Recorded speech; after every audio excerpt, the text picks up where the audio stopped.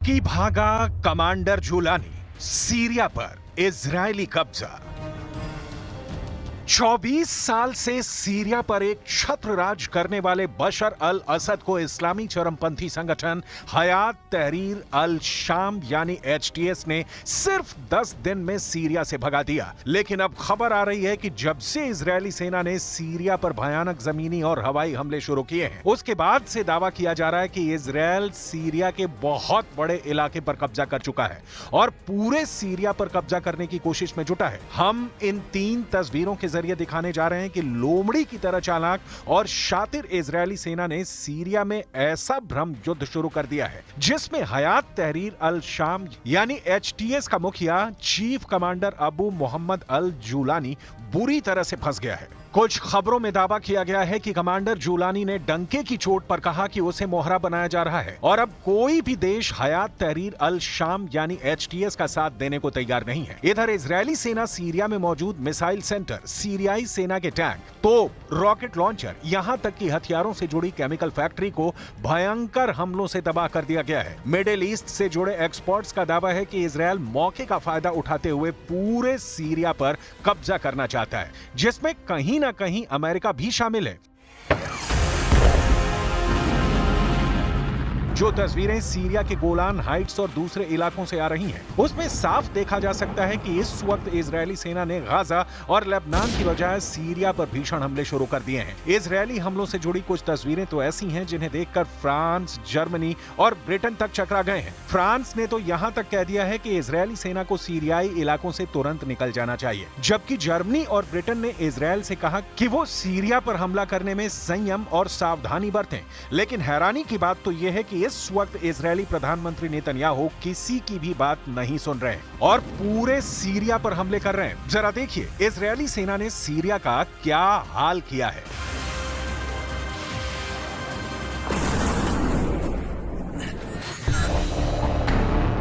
Middle east की media ने दावा किया है कि इजरायल के प्रधानमंत्री नेतन्याहू ने सीरिया में ग्रेटर इजरायल मिशन शुरू कर दिया है, जिसमें पूरे सीरिया पर कब्जा शामिल है। सीरिया के राष्ट्रपति बशर अल असद को विद्रोहियों ने उखाड़ फेंका है। असद की सत्ता जाने के बाद सबसे बड़ा फायदा इजरायल को हुआ है, क्योंकि उसने एकदम सही मौका देखकर सीरिया के खिलाफ हमला बोल दिया है। सीरिया पर इजरायल ने कम से कम 500 हवाई हमले किए हैं। इजरायली सेना का अनुमान है कि उसने सीरियाई सेना की लगभग 80% रणनीतिक क्षमताओं को नष्ट कर दिया है। सीरिया की नौसेना पर हमले कर कई जहाजों को डुबो दिया गया। इतना ही नहीं, इजरायली सैनिकों ने सीरियाई सेना के नियंत्रण में एक बफर जोन के क्षेत्र पर कब्जा कर लिया। इसमें रणनीतिक रूप से स्थित माउंट हरमन भी शामिल है, जो दमिश्क से 40 किलोमीटर दूर है। कुछ रिपोर्ट में तो यहां तक दावा किया गया है कि इजरायली सेना सीरिया की राजधानी दमिश्क से लगभग 12 किलोमीटर दूर रह गई है। इधर नेतन्याहू ने 99 दिनों में अपनी पहली प्रेस कॉन्फ्रेंस में कहा कि जो कोई भी हमारे साथ शांति से रहना चाहता है, हम उसकी ओर हाथ बढ़ा रहे हैं और जो कोई हमें चोट पहुंचाने की कोशिश करेगा, हम उसका हाथ काट देंगे। אנחנו רוצים יחסים תקינים עם המשטר החדש בסוריה. אבל אם המשטר הזה יאפשר לאיראן לחזור להתבסס בסוריה, או יאפשר העברת נשק איראני או כל נשק אחר לחיזבאללה, או יתקוף אותנו, אנחנו נגיב בעוצמה. אנחנו נגבה ממנו מחיר כבד. מה שקרה למשטר הקודם יקרה גם למשטר הזה. तुर्की का डबल गेम, सीरिया में फंसा कमांडर जूलानी।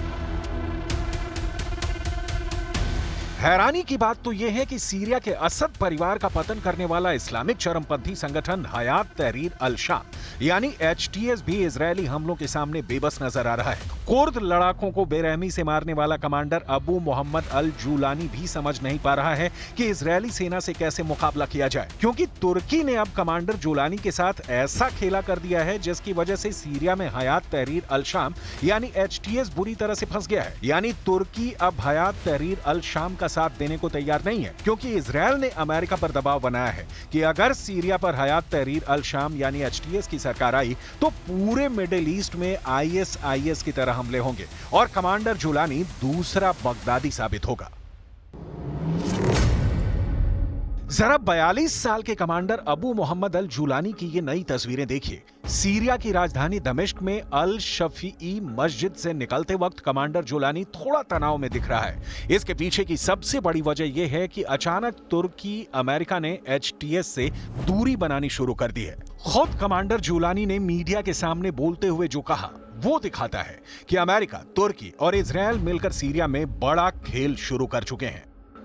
المعركة يا اخواني كانت يعني صحيح انتم شاهدتم سهل، لكن يعد لها الكثير يعني، والحمد لله الله عز وجل من علينا، وكنا نحن يعني اضعف من العدو بكثير، لكن السلاح الذي قاتلنا به هو سلاح تصنيع محلي. نحن يعني بذلنا جهد كبير حتى يعني ملكنا هذا السلاح من عرق جبين، حتى المال الذي انفقناه هو من عرق جبين. तुर्की इजरायल को कमांडर जूलानी की धमकी। हयात तहरीर अल शाम यानी HTS के कमांडर अबू मोहम्मद अल जूलानी ने दो टूक कहा है कि हयात तहरीर अल शाम ने अपने दम पर 54 साल से सीरिया की सत्ता पर काबिज असद परिवार का पतन किया है। कमांडर जूलानी ने दावा किया है कि असद का तख्ता पलट हयात तहरीर अल शाम ने खुद के बनाए हथियारों से किया है। कमांडर जूलानी ने तुर्की और इजरायल का बिना नाम लिए कहा कि अगर अब कोई तीसरी ताकत सीरिया पर कब्जा करेगी तो वो तबाह बर्बाद हो जाएगी। कमांडर जूलानी ने यहां तक कहा कि सीरिया इस्लामिक साम्राज्य लेवंत की भूमि है जिस पर अब तक कोई कब्जा नहीं कर पाया है। कमांडर जूलानी का दावा है कि सीरिया से मंगोलों को भागना पड़ा, फारसी साम्राज्य का सीरिया में अंत हुआ, रोमन साम्राज्य भी सीरिया यानी लेवंत भूमि से भागने को मजबूर हुआ, फ्रांसीसियों को भी सीरिया से भागना पड़ा और यहां तक कि खुद को खलीफा समझने वाले तुर्की का ऑटोमन खलीफा साम्राज्य भी सीरिया की लेवंत भूमि पर टिक नहीं पाया। असल में इस्लामिक चरमपंथी संगठन हयात तहरीर अल शाम यानी HTS का मतलब है लेवंत की मुक्ति के लिए संगठन।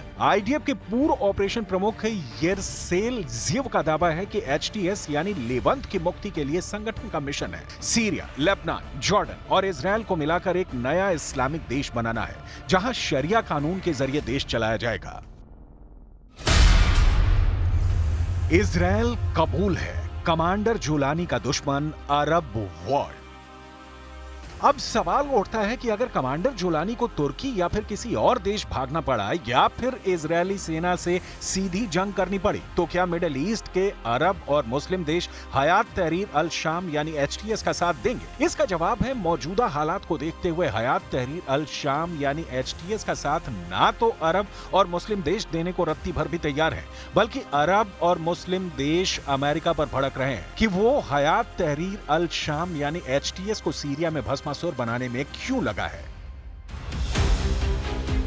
सऊदी अरब, संयुक्त अरब अमीरात और मिस्र जैसे देशों ने हयात तहरीर अल शाम यानी HTS और उसके कमांडर जूलानी के खिलाफ मोर्चा खोल दिया है। इन सभी अरब मुस्लिम देशों ने अमेरिका को चेतावनी दी है कि वो उन इस्लामी चरमपंथियों और देशों पर ध्यान ना दें जो कई दशकों तक अरब देशों पर हमले में शामिल रहे हैं। सऊदी अरब, UAE और मिस्र जैसे देश सीरिया में अचानक आए इस बदलाव से सदमे में हैं और मिस्र के एक अधिकारी ने गहरी नाराजगी जताते हुए कहा कि अल-कायदा से जुड़े HTS का बहुत तेजी से रीब्रांडिंग की जा रही है। आने वाले दिनों में HTS ISIS की तरह मुस्लिम देशों को तबाह करने में जुट जाएगा। अरब और मुस्लिम देशों का साफ कहना है कि मुस्लिम ब्रदरहुड जैसे इस्लामिक संगठनों से पहले ही अरब के कई देश डरे हुए हैं। HTS के लड़ाके मुस्लिम ब्रदरहुड से ज्यादा कट्टर मुस्लिम है, इसलिए अब अरब देशों का कहना है कि सीरिया में उन्हें इजरायली कब्जा कबूल है, लेकिन हयात तहरीर अल शाम यानी HTS कबूल नहीं है। कुल मिलाकर सीरिया में इजरायल के बेतहाशा जमीनी और हवाई हमलों से साबित हो रहा है कि गाजा, लेबनान के बाद अब इजरायली सेना सीरिया पर भी अपना पूरा कंट्रोल चाहती है। अब देखना होगा कि आने वाले दिनों में कमांडर जूलानी इजरायली हमलों से निपटने के लिए क्या करता है।